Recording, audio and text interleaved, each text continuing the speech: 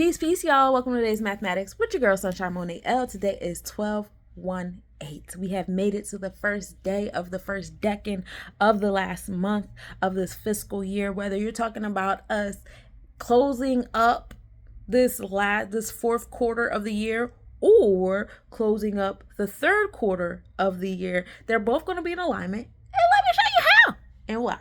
Okay, so one is all about the Ketters. It's all about knowledge, intellect. This is Aries, Ogun energy. Mars rules over the first house. This is the gut that controls the mind, and everything starts with a thought. So we on a day of embarking on taking initiative, you know what I'm saying? Taking action, being that cardinal energy, like be the leader. You got to be the leader. It's not always being a leader of a whole bunch of people around you. Sometimes just being a leader of yourself, leading your mind and your heart and your soul and saying, all right, we got to get in alignment. You know what I'm saying? Like one of the voices in your head got to be a leader, bro. Everybody just can't be like all over the place. But it's all about taking initiative and taking action and downloading the intellect that'll help you to do that. All right. So we're going to take that one, you know what I'm saying? And we're going to put it into this month of 12, excuse me. This is the month of knowledge and wisdom. You know what I'm saying? This is the month of the ones and the twos, the Ketters, taking that initiative. And then as you take the initiative, you gain discernment because you start exercising that initiative, right? You start, exercising that knowledge, and then you start getting results. Like when I implement this stuff, this happens. When I implement that stuff, that happens. And what does it do? It brings you to an understanding, because now you're in a space where like, oh, now I know. So now moving forward, I'm not going to do this, or I am going to do that, things like that. This is the month of that knowledge and wisdom to bring us to understanding, which is Saturn, which is Bina energy, which is cool because we're moving from Sagittarius energy into Capricorn energy by the middle of the month, tropically speaking, in our thoughts. So, that is, Saturn ruled energy bringing us to, that. Also, this is like leading us up to the ultimate, like, holy trinity, if you will. Like regardless of how you like to read the Bible, you want to read it as a cosmogony book source, you want to read it as alchemy, you want to read it as some secret society spell book, you want to read it as history, you want to read it as geography, biology, any way you want to look at it. You know what I'm saying? Towards around this time, we really pay attention to the Holy Trinity, the mother, the father, the mother, and, the child, or, mind, body, and soul, the three facets of self. You know what I'm saying? The three elements, the two elements come together and bring creation. And so that's what we're focused on, paying attention to the winter triangle in the sky, the story of the baby being born, babies all over the place, everybody's coming into this space of understanding. This is a very emotional space for us as we get deeper into the darkness, where we stop dealing so much with tangibles, and we're really supposed to be coming into our intangible self, into the darkness, into the void, into the space of ease and connectivity, into the cosmos. You know what I'm saying? We get a lot of that. I get like the way society is set up, it always has us doing backward shit. So in a space and time where we should be fasting and we should be meditating and we should be more so focused on intangible things, because we are in wanting, society teaches us to stay in waxing and keep building and keep moving towards a full moon. But you do with that what thou wilt. You know what I'm saying? Like, it's your world, for real. So however way you want to do it, it's your world.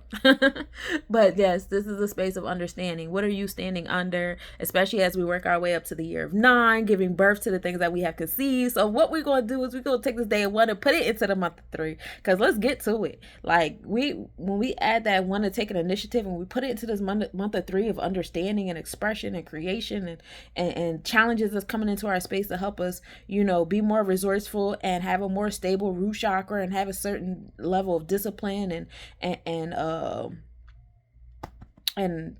order for ourselves and stuff like that. We're gonna come to 4. We're gonna come to foundation, which is kind of like giving us that reminder of the 4 that we left off on yesterday, right?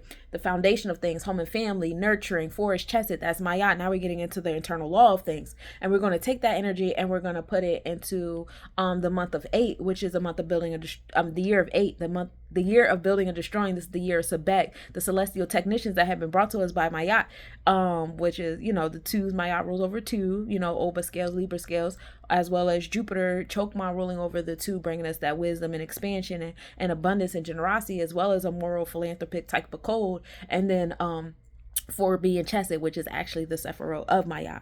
So we are labeling and things based upon that Jupiter like Chokma energy and that Maya Chesed energy. So we move in gratitude for those two coming together and helping us separate things accordingly to that law and order and wisdom and expansion and generosity as well. So, moving into that space, we come into 1 and 2.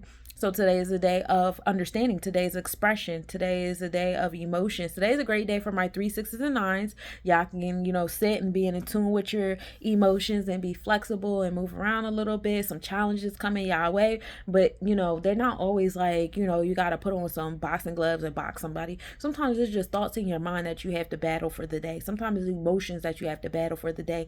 And if you are showing up and waking up and still doing what you got to do, regardless of the war, the battles going on between your mind and your heart, you winning, baby. Okay, so just come to some sort of stability at some point in time on what you want to stand under, for real. And that's what we think about on this day of 3, 1, 4s, and 7s. Today is a day for y'all to try to get in tune with your emotions to some type of level, shape, and form. But y'all are so stable and so steadfast and so like solid on y'all shit. Be mindful, flow like the emotions flow a little bit today. But yeah, today's a great day for understanding. So let's talk about what's astronomically happening on today. We start the day off with a 0% new moon. So not only are we starting a new month, but we're also starting a new moon. We are in a new moon phase. Moon rising at 7:38 a.m. and setting at 4:33 p.m. We start the day off mentally at an 8 degree in Sagittarius. So finding that empowerment, transformation, building and destroying, in that abundance mindset. We start the day off at a 13 degree in Scorpius constellation. So it's still in that constellation transformation and empowerment. Now 13 degrees in Vedic astrology in Scorpio is the Anuradha Nakshatra, and that goes from 3 degrees to 16 degrees. We are also in the 4th house with it, which is home and family. So bringing us back to the 4, nurturing energy. And so I also want to come to the sun for a second before I get into what that nakshatra is, because